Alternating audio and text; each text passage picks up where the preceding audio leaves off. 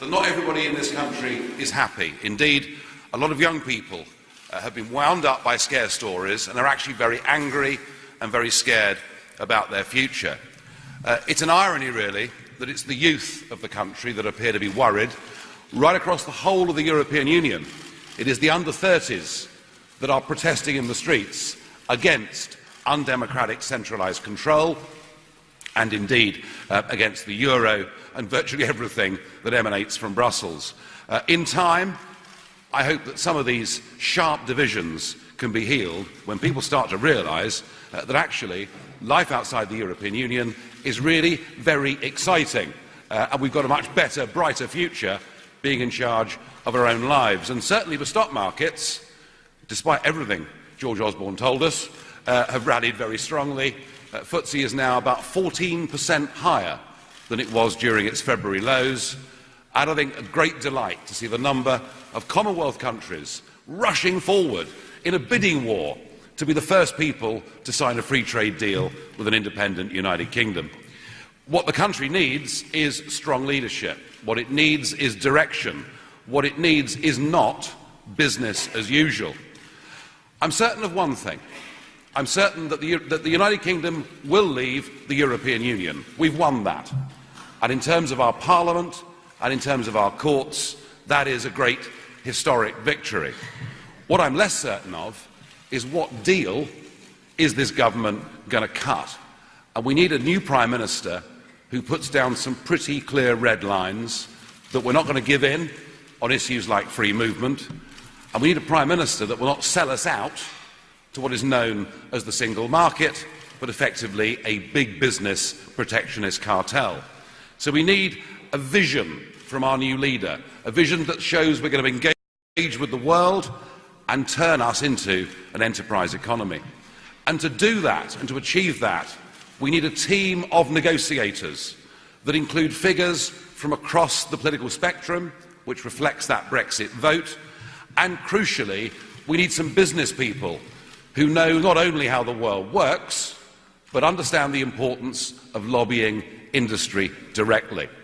We need to be lobbying the German car industry, the French wine producers, because next year, both France and Germany have general elections.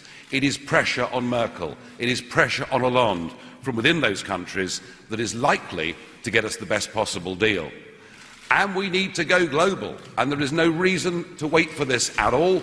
As soon as we get a new Prime Minister, we need teams of negotiators. I'm told we haven't got the skill.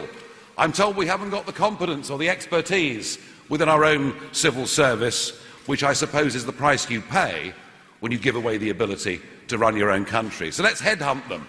Let's get them in from Singapore or South Korea or Chile or Switzerland or any of these countries who've managed to achieve far more in terms of global trade deals than we have as part of a European Union. So we are now in charge of our own future, and I want us to grab this opportunity with both hands. Now, one of the questions that is being asked is, what of UKIP? What is the future for UKIP after this result? Well, we've clearly established ourselves as the third political force in this country, and this year we've extended our elected representation to the Welsh Assembly and to the London Assembly. And there's no doubt that without us, without the growth in UKIP, there would not have been a referendum. And there's also no doubt that when it came to the ground campaign in this referendum, it was the People's Army of UKIP who were out there delivering the leaflets, putting out the posters and doing all that work that needed desperately to be done. And I do believe myself that it's UKIP and UKIP's messages that inspired non-voters to go out there and make the difference. Without UKIP, there is no way that the Leave vote would ever have got over the line. So UKIP needs to be strong. We need to be strong and push to try and make sure that this country gets the best possible terms. And in electoral terms, well, the party now has built up a very loyal following of people who want to go out and vote UKIP at every given opportunity.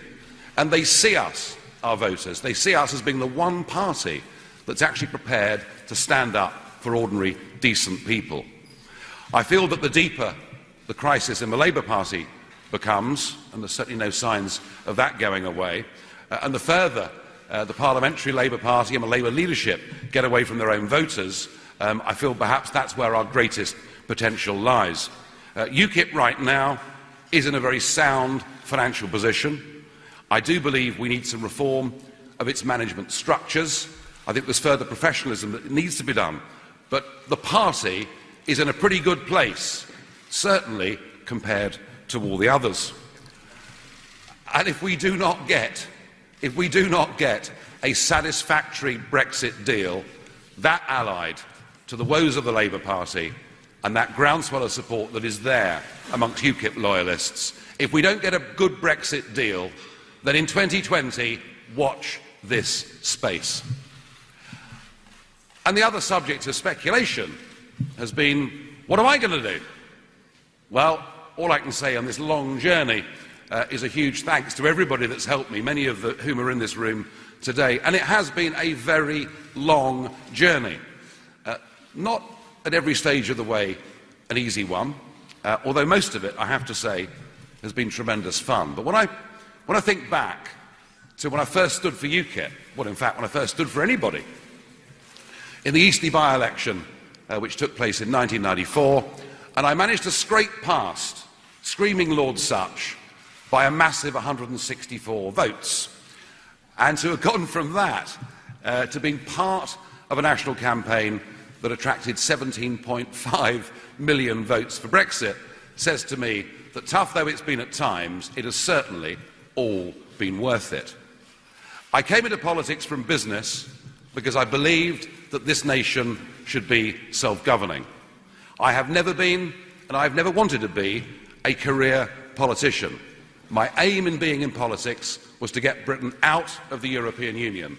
That is what we voted for in that referendum 2 weeks ago, and that is why I now feel that I've done my bit, that I couldn't possibly achieve more than we managed to get in that referendum, and so I feel it's right that I should now stand aside as leader of UKIP. I will continue to support the party. I will support the new leader. I will watch the renegotiation process in Brussels like a hawk, and perhaps comment in the European Parliament from time to time. I'm also very keen to help the independence movements that are springing up in other parts of the European Union, because I'm certain of one thing: you haven't seen the last country that wants to leave the EU. It has been a huge chunk of my life doing this, and it's not easy, perhaps when you feel a degree of ownership of something, to let it go. But it does come, as I say, at a cost, has come at a cost to me and perhaps to those around me. During the referendum campaign, I said, I want my country back. And what I'm saying today is I want my life back. And it begins right now. Thank you.